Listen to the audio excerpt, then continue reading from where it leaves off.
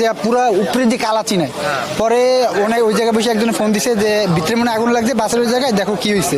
পরে একজনে যে মোটরসাইকেল টান দিয়ে এসে আগুন লাগছে, পরে উনি আবার ওই জায়গায় বলছে আগুন লাগছে, আমি নৌকা দিয়ে লাফ দিয়ে আইসা পরে আপনার পিছন দিয়ে গেছি। এর মধ্যে তার ভিতরে কিছুক্ষণ পরেই ফায়ার সার্ভিস কর্মীরা আইসে, আসার পরে মনে করেন তারা ওই যে আতুর মাতুর দিয়া আবার ইট দিয়া ওই যে ভাঙছে, টিন ভাঙছে। ভাঙার পরে আমি আবার তাদের সাথে তারা মানে ওই যে পাইপ নিয়ে আগুন নিবাইছে, নিবানোর পরে আমি আবার তাদের সাথে গেছি। তারপরে তারা ভিতরে আসার আগে আমি ভিতরে এসে আগুন নিবাইছি, তাদের সাথে আর কি কাজ করছি। কোনাপাড়া থেকে মান্ডা পর্যন্ত ওই মিশুক গাড়ি চালাই, প্রথম আমরা যাত্রী নিয়ে যাচ্ছি। আমরা মনে করছি সবসময় এগুলোতে আগুন জ্বলে, এখানে কিছু কারখানা আছে, সবসময় আগুন জ্বলে। আমরা মনে হয়তো বা সেই আগুন জ্বলছে, এখানে কিছু ওই সীসা গলানো হয়, এই আগুন ভাবছি। পরে আবার যাত্রী নামে দিয়ে মিনি কক্সবাজার নামে দিয়ে আবার আসতেছি, আমার পরে আবার আগুন জ্বলতেছে লোকপালা। পরে আমরা গাড়ি ব্রেক করলাম, ব্রেক করার পরে গিয়ে আসলাম গাড়ি তালা দিয়া। আসার পরে দেখি যে ফায়ার সার্ভিস আইব, এই জন্য টিন ভাঙিয়ে দিতেছি, আগুন জ্বলতেছে। অনেকজন নিয়ে যাচ্ছে, আমরা বালতি দিয়ে পানি ছিটানি শুরু করছি, তারপর আগুন নিতেছে না। এবং 33 নম্বরে অসংখ্যবার ফোন দেওয়া হচ্ছে, আসতে লেট জ্যাম ছিল কোনাপাড়া মোড়ে, এই জন্য আমার লেট হয়েছে। তারপর আমরা পানি দিয়ে কোনো কাজ হচ্ছে না, তারপর অনেকক্ষণ পর আস্তে আস্তে এই যে এখন না বাইরেই ছিলাম সবাই, আমরা টিন সব আমরা খুলে দিছি ফায়ার সার্ভিস আসার জন্য। আমার দুলাভাই ছিল, আমরা ছিলাম, সবাই মিলে অনেক এখানকার অনেক লোকজন ছিল। আমরা সবাই বালতি দিয়ে প্রথম চেষ্টা করছি, কোনো কাম হয় না। লাস্ট মাথার থেকে আগুন শুরু করে এই প্রথমের দিকে এসে পড়ছে আগুন। এখানে গাড়ি তো মালিক বকুলদার 16টার কথা শুনছি আমরা, 16টা। রাস্তার সাইডে ছিলাম, তখন দেখছি এখান থেকে অনেক ধোয়া উঠতেছে। তখন আমরা ফ্রেন্ডের একসাথে ছিলাম, তখন এখানে আসলাম, আসে দেখি এই অবস্থা এখানে চলতেছে। ফায়ার সার্ভিস আসতেছে লেট হয়েছিল একটু শায়দ এরকম। আমরা দেখেছি আগুন জ্বলতেছে অনেক মানে অনেক উঁচাতে তাপ ছিল আশেপাশে অনেক, তো এরকম। তারপর ফায়ার সার্ভিসের প্রায় 6টা ইউনিট চলে আসছে, তারপর আস্তে আস্তে আগুন নিয়ন্ত্রণে চলে আসছে। অবশ্যই সেখানে শর্ট সার্কিট হয়ে আগুন লাগার সম্ভাবনা থাকতে পারে। 14টি বাস এখন যেহেতু আপনারা দেখছেন যে বাসের আগুন, আমরা যতটুকু জেনেছি যে পিছনে গ্যারেজের পিছনে আগুনটা লেগেছে এবং বাতাসটা ছিল সামনের মুখী হওয়ার কারণে এই বাসগুলো ছিল বেশিরভাগই সামনের অংশে। আমরা ধারণা করছি যে পিছনে আগুন লাগার কারণে বাতাসের কারণে সামনের যে বাসগুলো আছে সেই বাসগুলোতেও আগুন দ্রুত ছড়িয়ে পড়েছে এবং এটা পুরো সবগুলো বাসে আগুন ধরে পুড়ে গেছে। আর যেহেতু এটা খবর পাওয়ার পরে দ্রুত ফায়ার সার্ভিস এসেছে, ইতিমধ্যে এই আগুনগুলো আসলে ধরে গেছে।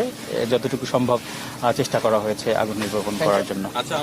অলরেডি গাড়িগুলো পুড়ে গেছে। ফায়ার সার্ভিস এবং আইন শৃঙ্খলা বাহিনীর সহযোগিতা এবং এলাকার সাধারণ মানুষের সহযোগিতা ইতিমধ্যে এখানে আগুন নির্বাপিত হয়েছে। তো আমরা এখন তদন্ত করে দেখব যে আসলে এই আগুন লাগার পিছনে কোনো নাশকতার কর্মকাণ্ড রয়েছে কিনা বা কারো যোগসাজশ রয়েছে কিনা।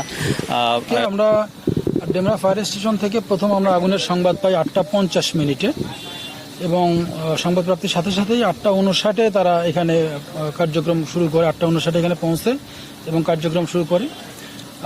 প্রথম অবস্থায় আপনারা দেখতে পাচ্ছেন চারিদিকেই যেহেতু টিনের ঘেরাও ছিল, স্বাভাবিকভাবেই গেটে হ্যাজবোল্ট লাগানো ছিল, তো তারা গেটে হ্যাজবোল্ট খুলে তারা আগুনের নেভানোর কার্যক্রম শুরু করে। তো এবং তারা এসে দেখে যে আগুনে প্রায় এখানে যে 14টা বাস এখানে আছে, লন্ডন এক্সপ্রেসের যে 14টা বাস, 14টাতেই তারা আগুন দেখতে পায় এবং একদম ওই গেট খুলেই শুরু থেকেই তারা অগ্নি নির্বাপন শুরু করে। একটা ভালো দিক ছিল যে পাশে যেহেতু পানির আমাদের কোনো সমস্যা ছিল না, পানি আমরা প্রচুর পেয়েছি, যে কারণে আমরা খুব দ্রুত আগুনগুলোতে সাড়া দিতে পেরেছি এবং আগুন আমরা নিয়ন্ত্রণ করতে পেরেছি।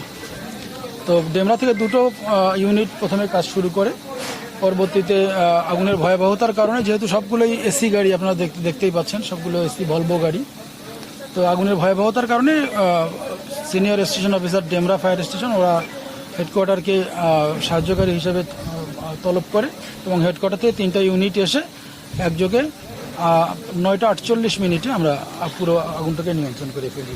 আগুনটা কিভাবে লাগলো এটা কি বোঝা গেছে, এখানে কিছু ছিল কিনা বা কেউ লাগালো কিনা, কোনো নাশকতা ছিল না? আসলে এই বিষয়টা তো আমাদের বলার সুযোগ বড় কম, কারণ আমরা তো আগুন লাগার পরেই সাধারণত মেসেজ পাওয়ার পরে আসি, আর আসার পর যদি 1-2টো গাড়িতে থাকতো তাহলে হয়তো এটা বোঝা একটু সহজ হতো, কিন্তু এসে যেহেতু দেখা গেছে যে একবারেই 14টা গাড়িতেই আগুন দাউ দাউ করে জ্বলছে, তো স্বাভাবিকভাবে এটা তো ওই মুহূর্তে বোঝার কোনো সুযোগ ছিল না যে এটা কোনো ধরনের নাশকতা বা অন্য কোনো ধরনের সমস্যা আছে কিনা। এটাতে প্রাথমিকভাবে কোনো ধারণা করা যায় কিনা? অ্যাকচুয়ালি আপনারাও তো এখানে আছেন, নিজেরাও বুঝতে পারছেন এটা আসলে ধারণা করাটা খুবই টাফ এটা। তারপরেও যেহেতু এটা ফার্দার যেহেতু তদন্ত হবে, তখন আমরা নিশ্চয়ই বুঝতে পারবো মালিক যেটা পক্ষ বা কেউ এসেছিল কেনা কারোর সাথে কথা? মালিক পক্ষকে আমরা অনেকবারই খুঁজেছি, কাউকে পাইনি। তবে একজন লোককে আমরা পেয়েছিলাম, বাট উনি এসে তিনি সাথে সাথে অসুস্থ হয়ে গেছেন আর কি। তাকে আবার মানে সুস্থতার জন্য তাকে আবার এখান থেকে নিয়ে যাওয়া হয়েছে। আমরা মালিক পক্ষের আসলে এই ধরনের কোনো তথ্য আমরা তাদের কাছ থেকে এখনো পাইনি। এগুলো কি দূরপাল্লার বাস ছিল? হ্যাঁ, লন্ডন এক্সপ্রেস অনেক দূরপাল্লার বাসই তো সবই ছিল। কিছু কিছু বাস আছে যেগুলো দেশের বাইরেও যায়, এরকমও আমরা শুনেছি। এই জায়গাটা কি বাস?